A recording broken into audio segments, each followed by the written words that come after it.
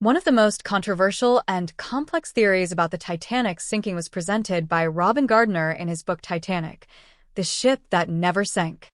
Drawing on survivor testimonies and a series of historical coincidences, Gardner suggested that the ship which sank was not the Titanic at all, but her nearly identical sister ship, the RMS Olympic, disguised as the Titanic in an elaborate insurance scam orchestrated by the International Mercantile Marine Group, controlled by financier J.P. Morgan.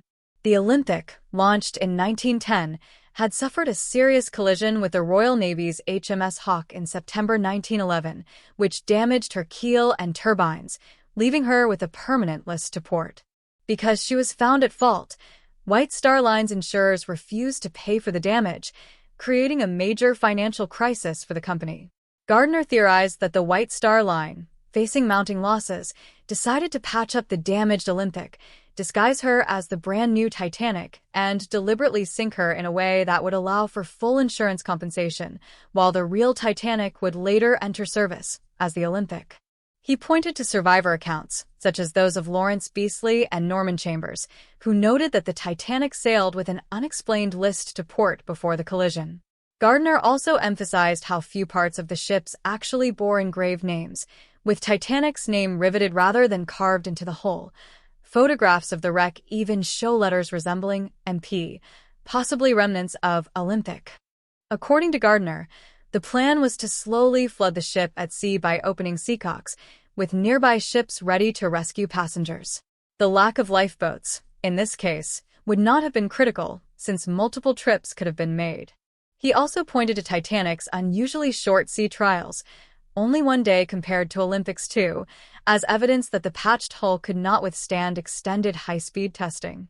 Most controversially, Gardner claimed that Titanic did not strike an iceberg at all, but rather an IMM rescue ship positioned with its lights off, which the crew mistook for an iceberg at close range. He argued that such a steel, double-hulled ship could not have sustained catastrophic damage from ice alone, and that the so-called iceberg reports were cover for the collision.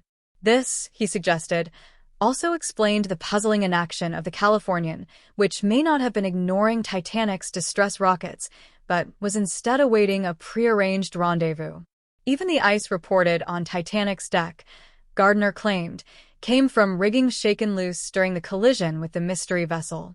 In Gardner's telling, the Real Titanic served for 25 more years under the name Olympic before being scrapped in 1935, while the ship the world remembers as Titanic was, in fact, the Olympic all along. The plan behind the Titanic disaster, according to Gardner's theory, was never intended to kill anyone on board. If everything had gone smoothly, the ship would have sunk slowly and close enough to another vessel positioned nearby to rescue all passengers and crew. However, something went terribly wrong. Gardner claimed that instead of following the plan, the liner accidentally ran over a darkened rescue ship, which passengers and crew later mistook for an iceberg. This idea has continued to grow over the years, fueled by odd details surrounding the Titanic's voyage, the history of its sister ships, and survivor testimonies that seem to challenge the official version of events. Alongside this theory, another bizarre tale has haunted the Titanic story, the alleged presence of a cursed Egyptian mummy aboard the vessel. Official shipping records confirm that no such artifact was ever listed, but whispers from survivors and second-hand accounts kept the story alive. Known as the Unlucky Mummy, this artifact had been taken from Egypt to Britain in the late 19th century and quickly gained a reputation for bringing misfortune to anyone connected with it. Amateur archaeologist Thomas Douglas Murray, one of its owners, suffered a hunting accident shortly after acquiring it, leading to the amputation of his arm. Several servants who handled the mummy's case reportedly died within a year, while others endured sudden financial ruin, like Miss Warhunt, who eventually donated the artifact to the British Museum. Rumors spread so widely that even journalists such as Bertram Fletcher Robinson investigated the case, only to die suddenly of typhoid fever before finishing his research. His death drew the attention of Sir Arthur Conan Doyle, who speculated that Robinson had been struck down by Egyptian elementals guarding the mummy. The story deepened when William Stead, a prominent journalist who had written about the mummy's curse, boarded the Titanic in 1912 as a first-class passenger. He had been invited to New York for a congress at Carnegie Hall by President Taft, but tragically, he never survived the voyage. Witnesses recalled Stead's final moments, reading calmly in the smoking room, before the disaster claimed his life. The eerie overlap between the Titanic tragedy and the cursed mummy story only fueled public fascination, leaving behind a lingering sense of mystery that continues to shadow the ship's fate. One survivor's account claimed that William Stead had shared the story of the cursed mummy case with fellow passengers aboard the Titanic in the days leading up to the tragedy.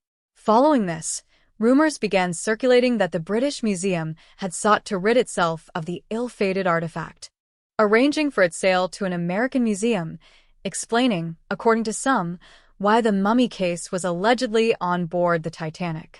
From there, sensational claims emerged suggesting that this cursed relic was the true reason behind the ship's collision and its dramatic break into two pieces. However, there was a major flaw in the story. Official records confirm that the mummy case was still in the British Museum at the very time the Titanic sank. This contradiction raises a lingering question: what truly happened to the Titanic? While the accepted explanation remains that the ship struck an iceberg,